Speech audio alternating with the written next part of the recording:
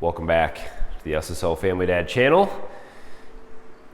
One of the joys of moving into a new home is that you get to deal with a lot of unknowns. There's a lot of new things, there's new equipment, there's little problems that the previous owners have been dealing with or put patches on, and there's new systems with everything. And so there's a big learning curve, especially with a house like this. It's a very strange house. There's a lot of appliances and other things.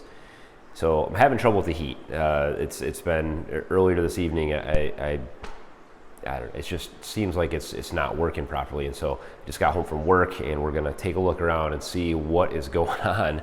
And I'll show you some of the furnace setup and things in here that we're dealing with. So see what we run into.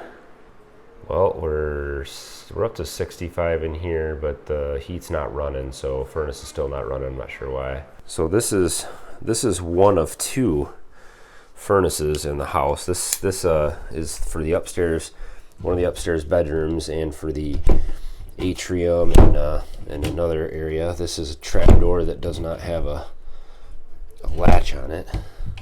Okay, that's better.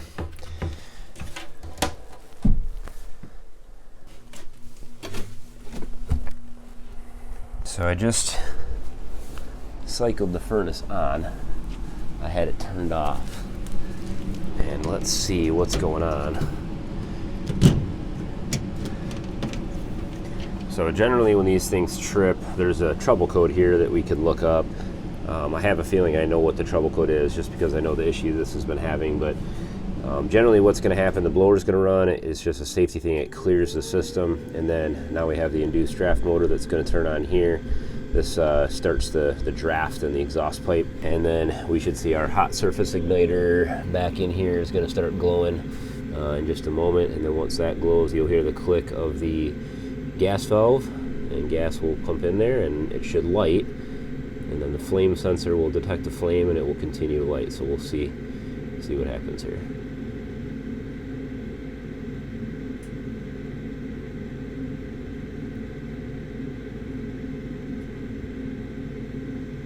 Hot surface igniter went off, and I didn't hear the gas valve click, so either the gas valve's not working or there's no gas pressure, which that would be another issue. So that one's still not lighting. Let's go take a look at the other one. So the other furnace is downstairs, the other end of the house. And I was taking a look at this one first, and it's also not lighting. Generally here I can see the burners going through here, so this one's also not lit. So I'm going to shut this one off. So I have a theory. Let's go see. So we're on propane here, and we moved in. We set up with a new company and got everything taken care of to have it auto-filled. But it was about 25%, 30% we moved in. I have a feeling we're out of propane.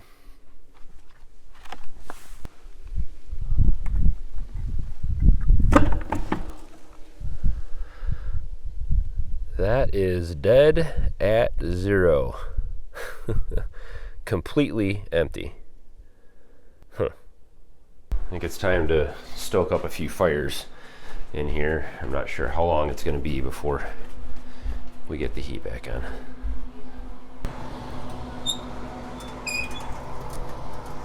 So this is the downstairs fire.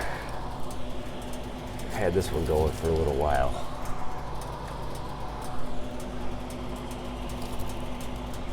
So this has blower on it. That'll keep the downstairs fairly warm. Let's go up to the kitchen.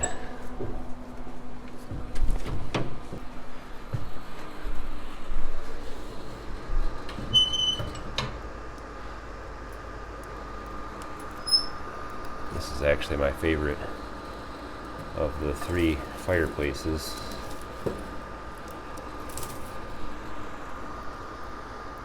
This one actually is the easiest to use and puts out quite a bit of heat, so we'll keep this one going too. This one also has blower on it. Let's turn it up.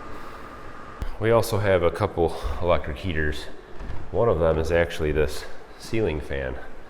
It actually has a remote, and it has a heat function. It's 60 in here. It's set at 63, so it's not really keeping up. We just got off the phone with the propane company. They have like a 1-800 number. It's like a 24/7 number, and they're gonna send a guy out tonight. I don't know what this means price-wise. They said that they weren't gonna charge extra because it was their fault. They should have had it filled. I haven't been keeping track of it because I kind of relied on them to do that because they said they would.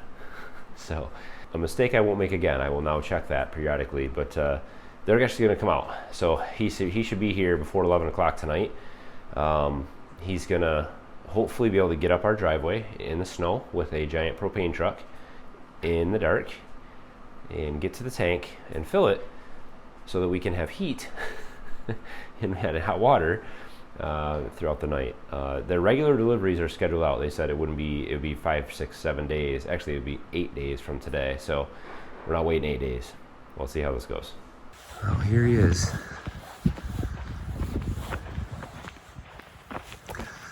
This driveway is, I don't have a tractor yet to clear it. And he's trying to make it up best he can, but as soon as the snow gets packed down, it's icy. He's probably already slipping. Yeah, he's slipping.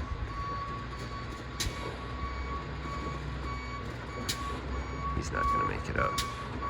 I don't think there's any way.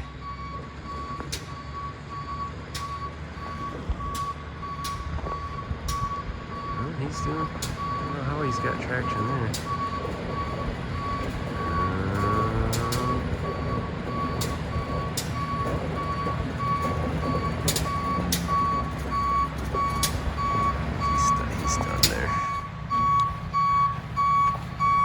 So that is most likely a no.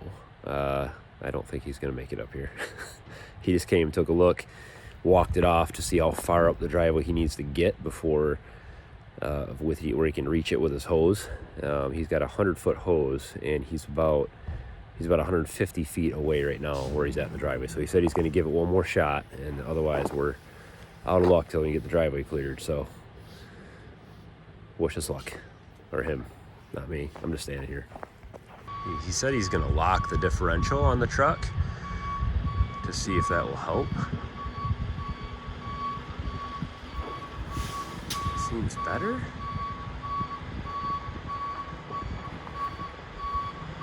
He guns it right now. He's not slipping as much. That may have done the trick. If he just gets over this ridge a little bit more. So close.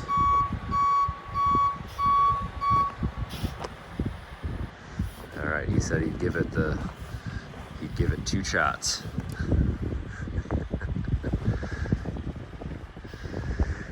We might be heating with wood tonight. Is this the one that's gonna make it? I think if he gets a little more speed, he can make it up, but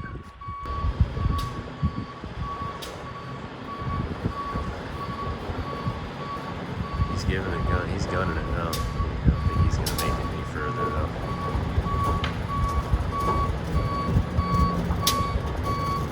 Ah, so close. A little bit over that ridge. He had it. Well, unfortunately, he said he's got to go. Not gonna make it tonight. So I like heating with wood. I actually do. If I could heat this whole house 24/7 with just wood, I would do it. The problem is there's a lot of fires to feed. It's a lot of wood to heat the entire house purely with wood in this case. So I'm on autofill. So they were supposed to keep track of where we were at. I told them where we were at, and they were supposed to keep track of our usage by estimation, and they assured me that they would take care of it. They'd come out, leave a bill on the door, and we'd never have to worry about it. And so I checked that off the list and didn't think about it. Well, here we are. 11 o'clock at night with no propane. So no showers, no dishwashing, no laundry. And we'll be fine with heat for tonight, electric heaters and the wood stoves and everything. But hopefully we can get them out tomorrow. I got to find a way to clear this driveway. Thanking the Lord above that we at least were able to bring this much wood. It's about 3 cords we had, 3 face cords.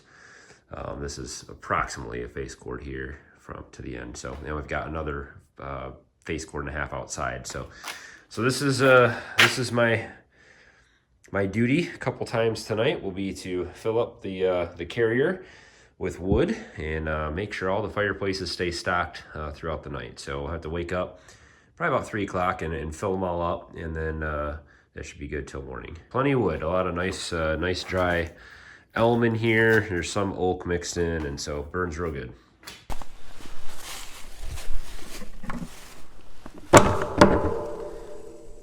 All right, that's better. They only fill it to 80%, so 800 gallons they put in there. So apparently whenever you completely drain your tank of propane, it's code. They have to send a guy out to check everything. They pressure test the lines. They relight all your appliances for you and everything. So I don't have to deal with that. So it looks like the heat is on. I can see exhaust vents running here on the house. So we were back in business. We actually have heat again, and we have hot water, which was really the only thing we were lacking, because the fireplaces took care of the heat for us. But new adventures, new house. I'll tell you one thing, I won't let that happen again. Well, it sure is handy having these wood stoves in the house when things like this happen. Hopefully we have a better handle on the propane situation here now. I won't let that happen again, that's for sure. We haven't really had to deal with propane in the past. At our old home, we had propane. That was our source of fuel, but we never used any. In 5 years we were there, I filled the tank up when we moved in, and it still had 75 or 80% when we moved out. We just never used any. We had our wood stove and a couple electric heaters that heat that home solely throughout the wintertime, and so we never had to worry about it. But here, we're learning, and I will need to keep an eye on that. I'm not going to trust the propane company 100%. I'll keep checking that every couple weeks and just see where they're at, and make sure that gets filled. So won't have to deal with that. We do have some issues with some furnaces here. I'll take you guys along for some of the troubleshooting that we'll do to kind of narrow in what's going on with some of the furnaces. They're not working 100%. Sometimes I have to reset them. Sometimes they just stop working. The blowers will come on, but the heat won't, or the gas, the burners won't fire. And so we'll have to dig into those and figure out what's going on. So we'll have some furnace troubleshooting stuff coming here soon. But hopefully we'll have heat and hot water. We won't have to deal with that. So hopefully you guys enjoyed a quick what's going on around the SSL family homestead here, the new Woodland homestead. This new house has had a lot of little quirks that we're trying to figure out, and I'm sure there's lots more to learn. So we'll take you guys along for whatever happens around here. As always, don't forget to hit thumbs up on the video. And of course, we'd love to have you subscribe if this is your first time to the SSL Family Dad channel. We do lots of homesteading and DIY projects and repairs and all kinds of things that happen over here on the new homestead. So look forward to those things coming up. As always, guys, thanks for watching. Have a good one.